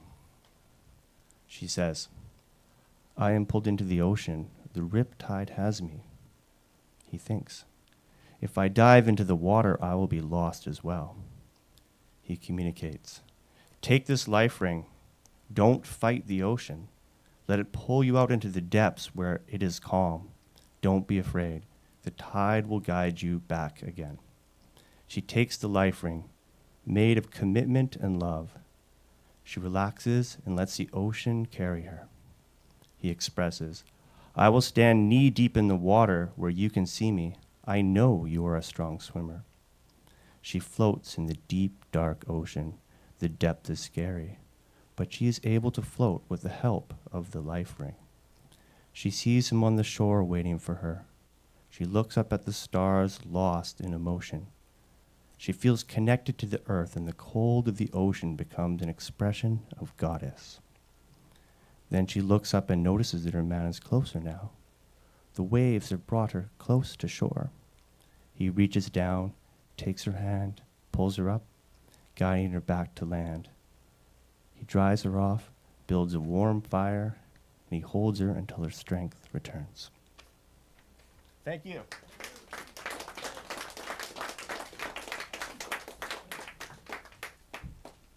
Good job, sir. Nice to see you. Oh, wait. Your envelope. Your stash. I don't know about you people. I enjoy sensual erotic poetry.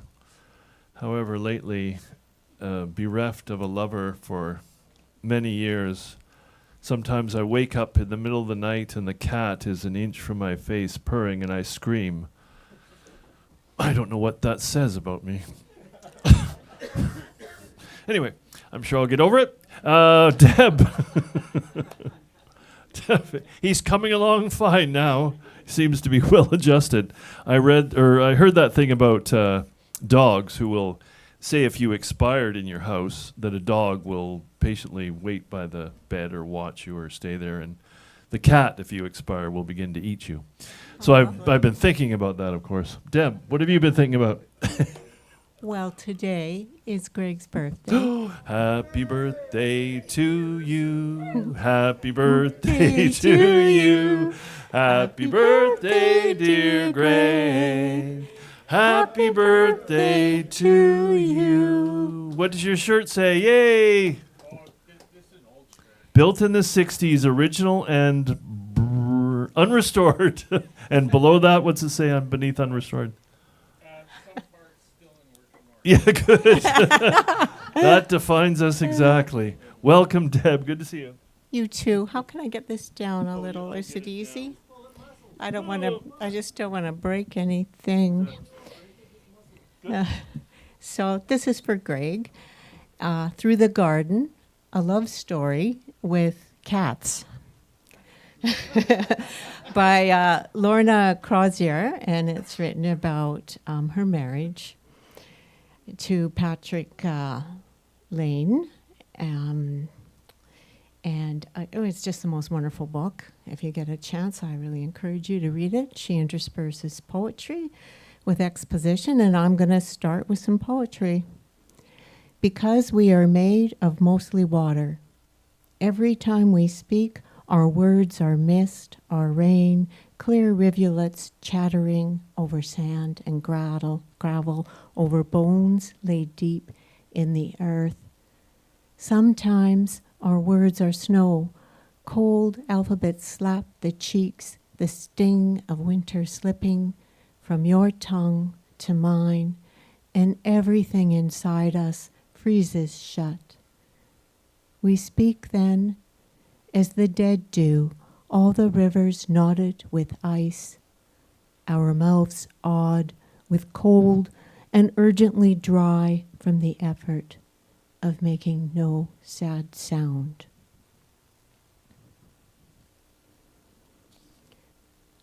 What makes a relationship good? So good that thinking of its coming to an end buckles your knees and turns your gut to ice. We have been, I can say, without hesitation, devoted. The definition of devoted in the Oxford English Dictionary gets away with two fervent adverbs: zealously attached and enthusiastically loyal or faithful. I buy into both of these, though the former phrase sounds dangerously codependent. One of the most delicious illustrations of devotion comes from Shakespeare's Othello. He hath devoted and given up himself to the contemplation of her parts and graces. The word is loaded, too, with religious connotations. To devote is to consecrate. I'm sure Patrick would agree there's been a sacredness to our compact, especially as we've grown older. It's a sacredness that exists outside the walls of a church, though both of us are avid readers of the Bible. One morning, he alerts me to the phrase, covenant of salt, which he's discovered appears 3 times in its pages. We have that covenant, he claims, and goes on to tell me of a Middle Eastern saying that turns 2 of the commonest ingredients into something blessed and profound. There is bread and salt between us. We have cooked 1,000 meals for one another. We have held a spoon to the other's mouth and asked if the soup needs more salt. We have broken bread and offered across our table a holy covenant. Day after day after day, we have tasted the brine of each other's skin.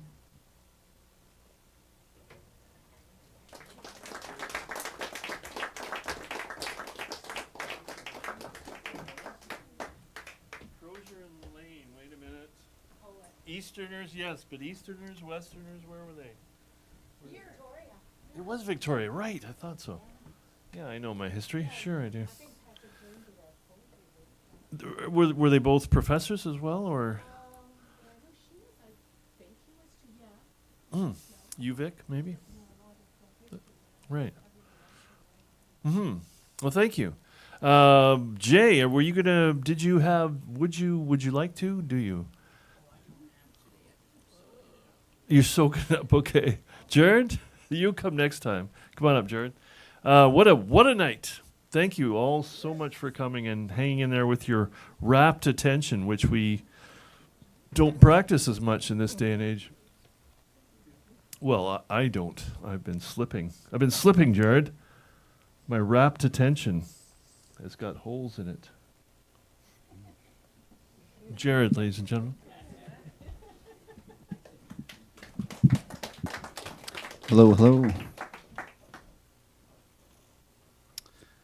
I was perusing some good amount of poetry this evening and wondering what I should read about, but a lot of mushy things, and I think this is the poem I've settled on. So, Christopher Pierce Cranch.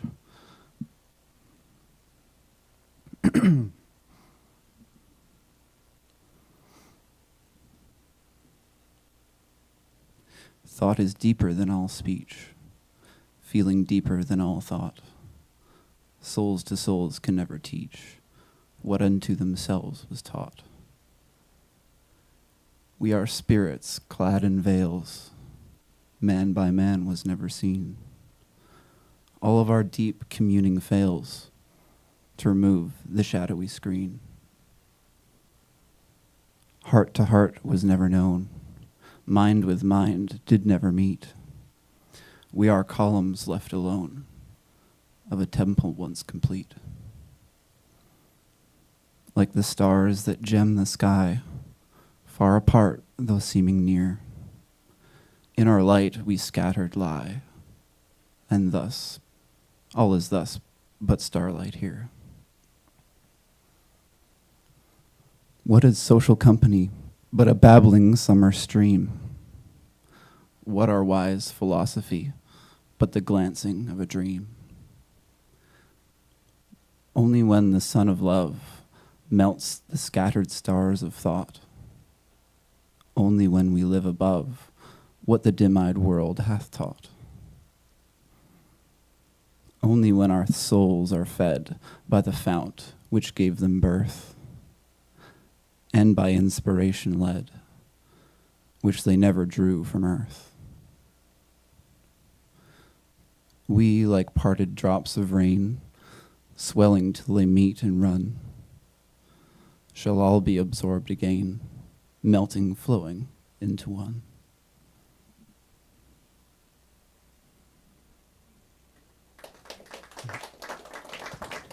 Thanks, guys.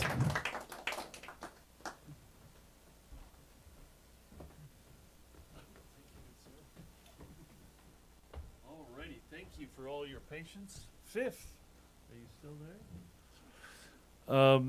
People with only 3 letters in their name must be very special. Think of Pip.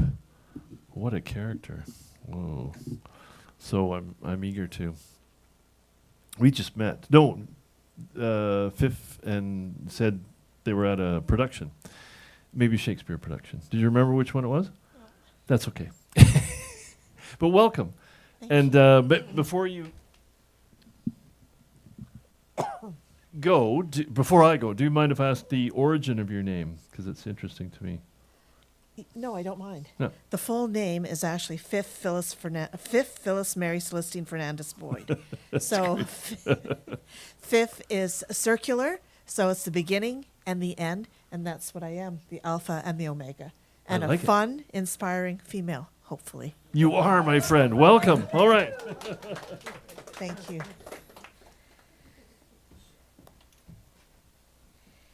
Hamish, who you heard a little earlier, is my husband. And he's the actor, and I'm not. So I'll tell you a little story. And in 1968, there was a solemn procession, and people from 124 countries and all the states of India came to a small place that was on the plateau in southern India. And there was a male and a female, and they all carried their flag from their nation, and they carried a handful of earth, sacred earth, and they buried it together in an urn, because this was one woman's dream, and she believed that there needed to be somewhere on earth that belonged to everyone and yet belonged to no one. It belonged to humanity as a whole. And that was the inauguration of a place called Oroville, the city of dawn. And that dream inspired people from around the world. And years later, it inspired me. I woke up one morning with Hamish beside me and said, it was December 4th, actually, 2011, and we'd been there in 2006, but I woke up and I said, we have to go to Oroville. And he said, okay.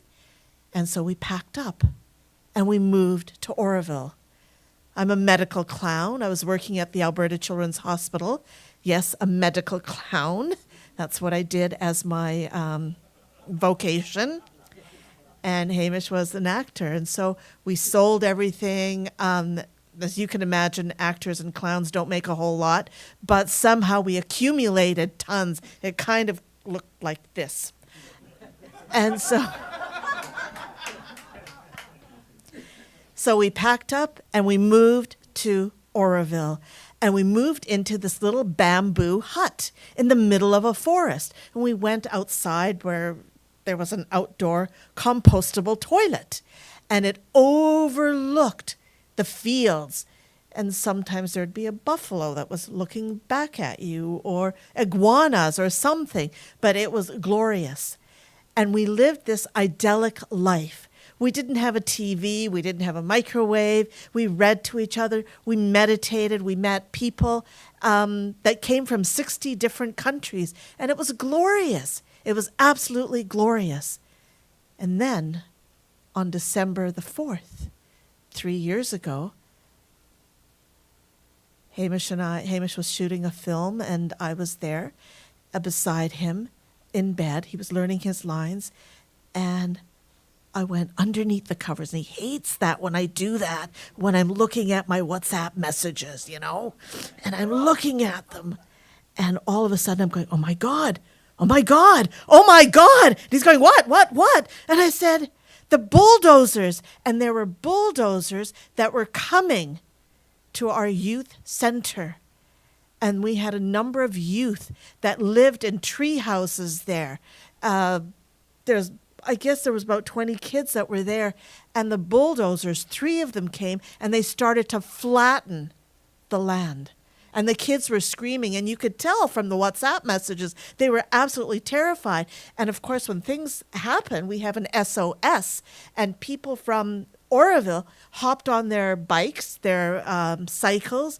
We call them bikes here, but they're cycles there, and they're motorbikes, and they tried to penetrate this area, and they couldn't because there was 100 police officers that had surrounded the youth center. And Oroville was never the same. There was a top-down that started to come in, and Oroville was this place that lived on love, lived on fresh air, lived on people coming together. We had arts, we had artists. If you wanted to come in here, Bill, supposing you wanted to come and you wanted to be a baker, even though you hadn't been a baker before, we would feed your soul. Each of you, Heather, you would come and you would speak. You would, wherever your soul was, that's what you were about. That's what Oroville was about. And slowly, the dream that had 6 resolutions from the United Nations to be a place of peace, of harmony, of compassion, of sustainability, we were losing it all. And Hamish wanted to come back to Canada. I didn't. But here I am at 65, starting again. My heart is here. My heart is there. And I hope that each and every one of you will be my family. Thank you.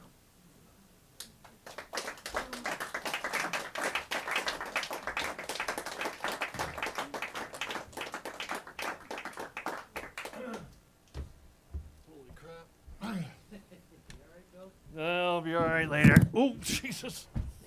That is heartbreaking. Oh, my God. Wow, that must have been hard. That must have been really hard to, yeah. It's like Sombrio Beach on the island, where it was the idyllic hangout for hippies and people made their own houses, and it was a community for many, many years. It's a good documentary about it. Isn't there, Mark? What's it called? I don't know. There's a good, you can find it somewhere. Were you about the community there? Yeah. Yeah, the government. Yeah. Shitballs. Well, you're here now, and we're glad to have you. What's that? That's not what happened. The land was owned by someone in Europe, so Oh. nobody knew. And then when that person died, they left the estate to their children, and the children now Sombrio Beach, and they donated it to the park. Oh, I see. So it's sort of a good thing becoming a park, but then all the people had to go. Right. All right. I had that story wrong. I'm sorry. Anyway, community. Yeah. Where was I? Oh, Greg, birthday boy. I have to. You does. Happy birthday. I'll explain why I have to. Okay. Was it a bet? No, you see, like, Bill just recently became a senior citizen, just like me. And I like to call it, now I'm a full discount person. But unfortunately, when you come here, if you want to get the discount, you have to read. So I'm going to discount my reading and make it very short. Okay, I just got a couple quick things here. Computers are useless. They can only give you answers. It's Pablo Picasso. Okay. And this one's very good. Corrupt politicians make the other 10% look bad. Henry Kissinger.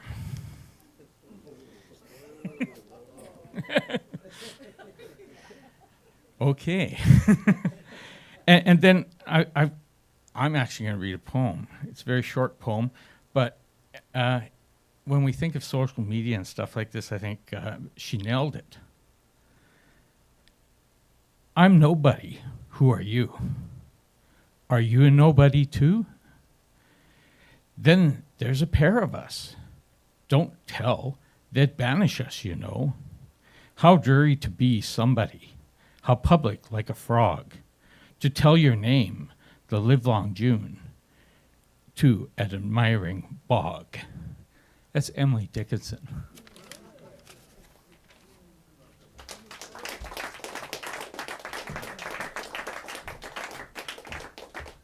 Oh, gosh. Okay. Wow. Thank you, birthday boy. What did you have for dinner? Oh, really? Ooh. The stomach will be. I remember when Lee's was in the other location, and we were in the garage, and it was early in the Flow days, before it was called Flow, maybe even, or maybe it was always Flow. But I started to heat up and almost hallucinate. It was like an hour and a bit after I'd eaten the Lee's, and I thought, oh. But not that it's not a great thing. Sorry, poor guy. I'm not raining on your parade, sir. Okay, I hope I'm going to get your name right. It starts with an R, and it sounds like Ray. Oh, I had it. Oh, I did have it right. I should have been brave like you people. Ray, come on up. Raina. So I didn't have it. Close, though. That was so close. Sorry, Raina. And hi. Hi, thanks for getting my name right. Yeah, close. I had most of the letters in there. And how long have you lived in the valley? I'm just visiting. All right then.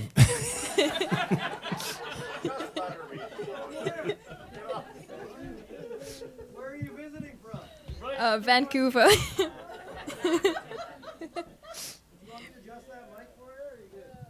Oh no, it's good. Okay, there we go. Okay, so the piece I'm performing, it's just one I found on my phone 2 minutes ago, and it's called Beautiful Ugliness.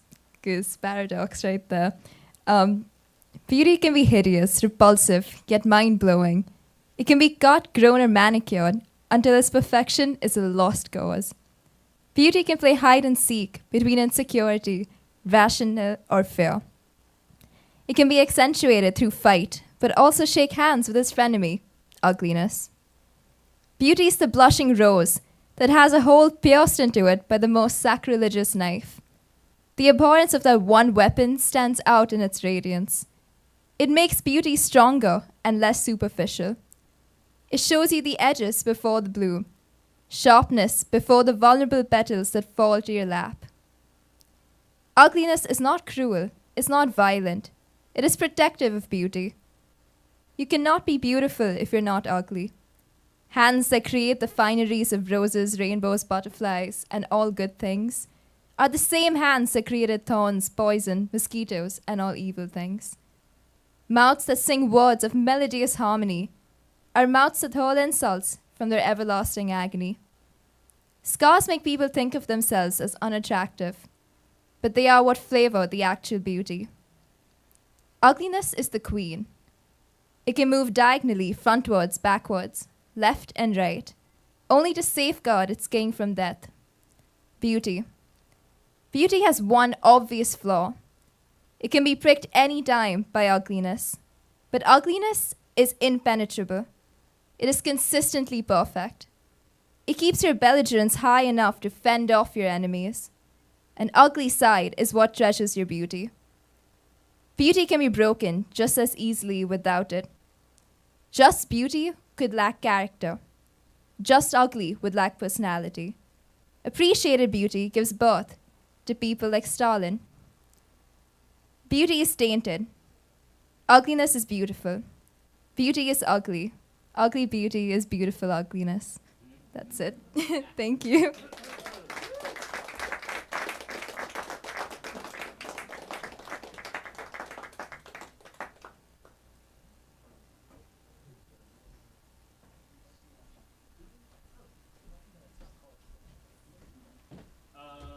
We'll figure it out. Thank you, Raina, from Vancouver.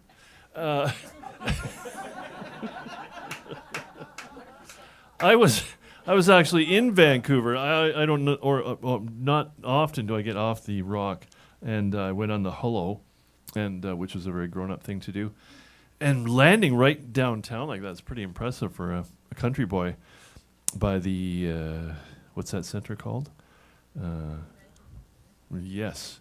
So it was a great day, and we went to a very small house concert at Cliff's Place. I don't know if you've heard of that. It's in, it was like a Spanish hacienda in, I'll just say East Van. I'm not sure if that's right. But it was definitely Spanish style, big arches and very thick walls. And then we realized we heard why it had such thick walls. It was originally a sanatorium, so it was quieter that way. But perfect for house concerts. So I have been to the city. Mary? Yeah, okay, good. Yay. Who else have I missed? Because it's been such a amazing night. Have I missed anybody else? Just whip your hand up. Who? You're pointing. I haven't been beaten yet. Mary, the fantastic... You really missed getting beat. Oh, I miss it every day. Mary is our fantastical Cleopatra, as you can imagine. She's dynamite. Hi. You're so scared. Don't be scared. There's nothing to be afraid of. It's okay.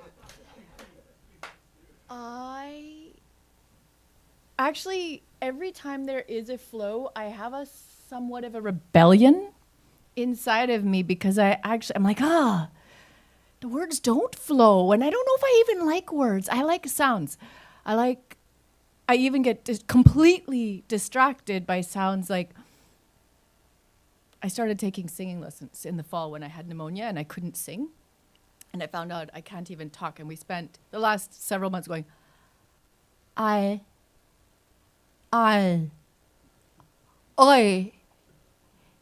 yeah. Yeah, how am I doing? Is it good? I did that because she's like, oh, you're doing great. I think you're drooling. I'm drooling. And that's what we did. I'm losing my train.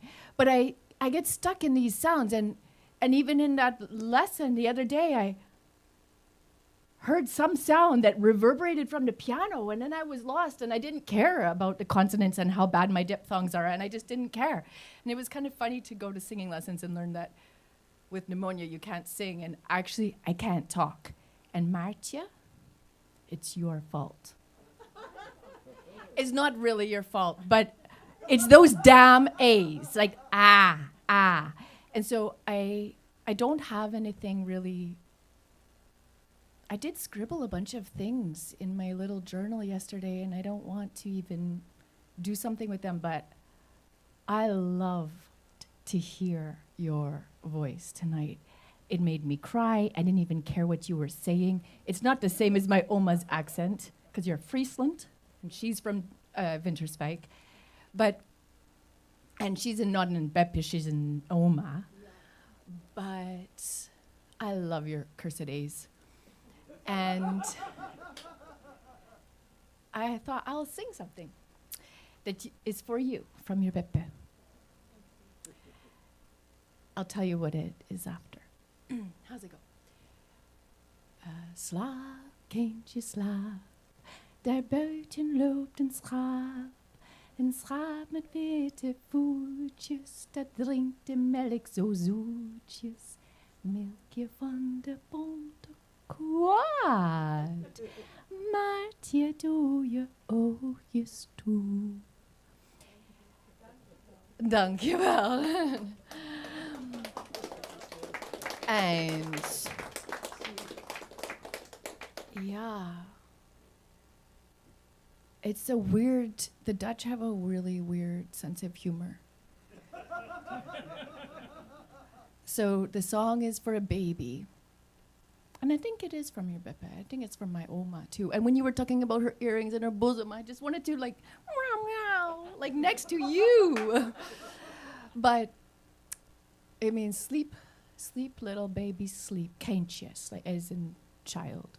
Outside there lopes a sheep with little black feet that drinks the milk so sweetly, milk from the goat's udder. Now close your eyes and sleep. And I always think, why is that comforting? Like, I wouldn't want to drink from a goat's udder. But there you have it.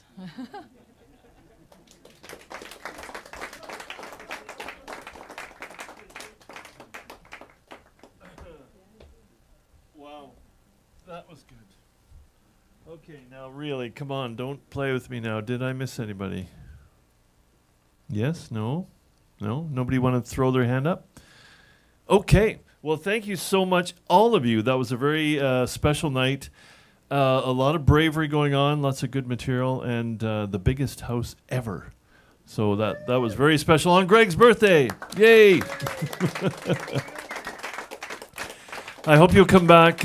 We will be here next month. And then we take a break for July during the 39 days. And then last year we came back in August, didn't we, Mark? Because we were so eager. So I think we'll only take July off. Always the last Tuesday, and the other Tuesdays are open mic for blinkety blinky. If you write songs or play songs. And make sure you come out and support all the other wonderful shows that happen here at the Duncan Showroom. I think Genevieve has even played here, blinkety blinky, haven't you? Once or twice, nice. And what about Firebird? Big summer coming up? You're going to tour and travel? No, just play. Play lots. If any of you haven't heard, Genevieve is part of a wonderful trio called Firebird. So make sure, if you see the name, you check them out. Okay, thank you all so much. Love you all. Great job tonight, and we'll see you next time around. Good night. And just a note, it is 20 to 10. I think the kitchen at the Brew Pub closes in 20 minutes, and I think they're open till 11.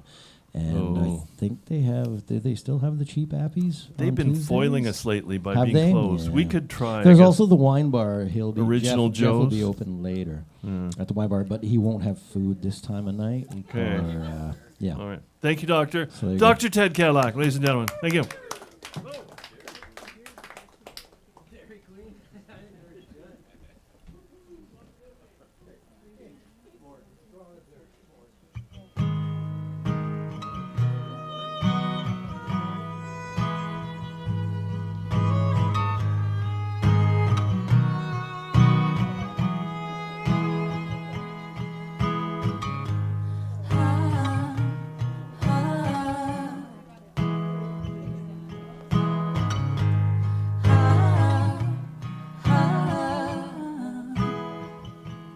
Matters of the heart, my hands so tied, my sleeves so torn. I gave you all I have to give, you always wanted more. Slowly we grow apart, closer to who we are.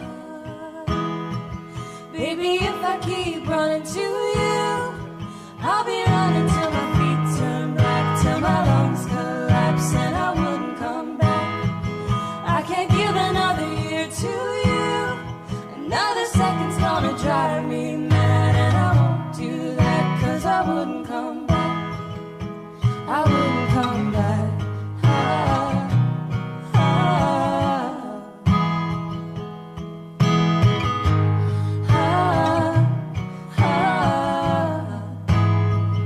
Like the old man in the sea, I wasn't meant to take you in.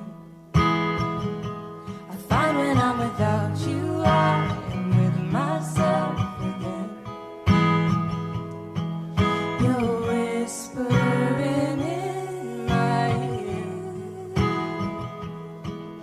Your hands on me make it clear. Baby, if I keep running to you, I'll be running till my feet turn black, till my lungs collapse and I wouldn't come back. I can't give another year to you, another second's gonna drive me mad, and I won't do that, 'cause I wouldn't come back. I wouldn't come back.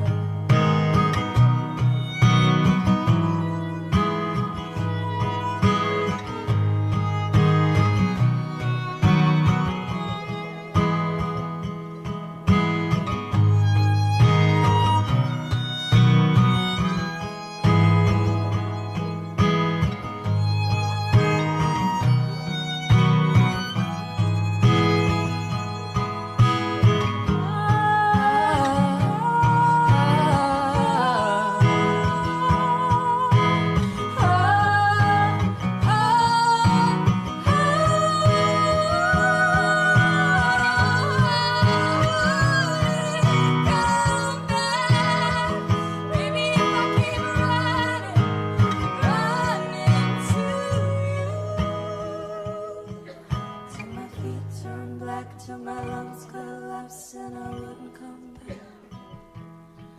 Till my feet turn black, till my lungs collapse and I wouldn't come back. Oh no. Till my feet turn black, till my lungs collapse.